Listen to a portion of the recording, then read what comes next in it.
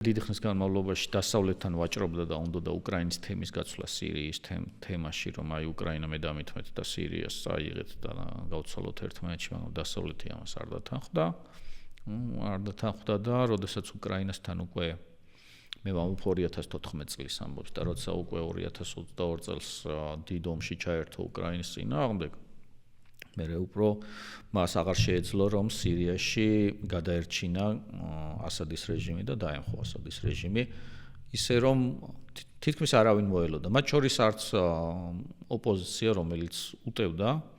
ასადის რეჟიმს არ მოელოდა მათ უნდათ ალეპოში მაქსიმუმ ალეპოს აღება რომელიც ჩრდილოეთში მდებარეობს იმისთვის რომ მოლაპარაკებების მაგიდაზე ძლიერად ყოფილიყო წარმოუდგენელი მაგრამ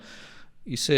სწრაფად დაემხო ალეპო რომ მე გააგრძელეს გზა და ფაქტიურად წინააღმდეგობის გარეშე შეძლეს მთლიანი არა, მაგრამ იმ ნაწილის კონტროლის ქვეშ მოქცევა, რომელიც მანამდე ალავიტების რეჟიმი ასადის სახით აკონტროლებდა.